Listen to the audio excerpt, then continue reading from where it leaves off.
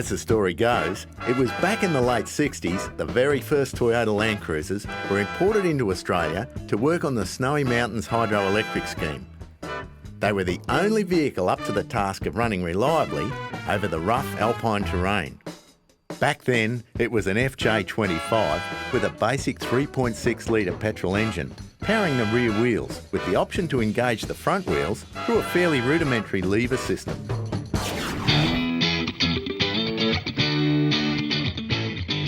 Now, if we fast forward 50 years or so, we've got the latest incarnation of the legendary Land Cruiser, the new FJ. Now, the retro look might mean she's a real head-turner in terms of style, but as for substance, there's only one way if we can still find out she is a real Land Cruiser at heart. And where else would you bring a car bearing one of the most respected badges in the off-road world than Land Cruiser Mountain Park, just north of Jimna? We're catching up with the guys from Motorama. They brought out a couple of cars in the current Toyota lineup just to see how the new FJ stacks up beside its older brother in proper off-road testing. James Layton is sales manager at Motorama 4x4x He reckons a lot of the buzz around the new Cruiser is due to the fact it looks quite unlike anything else currently getting around on the road. Well, I think definitely the front grille stands out, and the white roof's synonymous with FJ. Definitely, you've got some really good approach and departure angles, which the old one had, so yeah, that's where it sort of meets in there. While the looks are all new, Toyota fans will find themselves in relatively familiar territory in terms of the mechanicals. They're based on the tried and tested Prado platform for much of the engine and drivetrain. And mate, you can't be all show and no go. Oh, definitely not. I mean, it is powered by the 4-litre V6 VVTi engine, shared with the Prado as well. Plenty of power, over 200 kilowatts. Definitely get you where you need to go in a hurry. Step behind the wheel, and the first thing you'll notice are the new bits of tech that certainly weren't a feature on the original FJ. But as for that old reliable drive and handling, well, we'll just have to hit the dirt.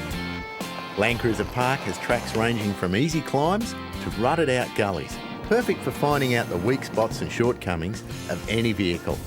And where better to start than at the deep end with a water crossing where most new cars would sink without a snorkel.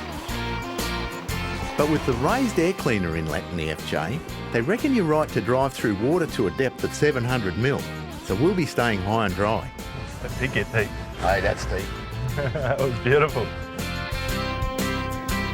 And in keeping with the go-anywhere attitude that made the original FJ the vehicle of choice in the Snowy Mountains scheme, there are a number of off-road specific features in this new model to get you out of or into trouble, if that's what you'd prefer. Well, James, we've finally managed to get it stuck, mate, but you've got the secret weapon? I do. Standard on the FJCruisers is the electronic diff lock. All we've got to do is engage that and we're out of trouble. Righto, let's try it. I've always been a huge fan of lockable diffs in any serious four-wheel drive. With both rear wheels engaged, it effectively doubles the amount of drive you can put to the ground. Almost takes the fun out of it when it's that easy. Doesn't it? You can bring your car and camp gear to Land Cruiser Park anytime you want. There's plenty of country to explore by day and bush sites and facilities to get comfy at night. If you'd like more information about the new FJ or to arrange a test drive for yourself, then contact James and the team at Motorama 4x4x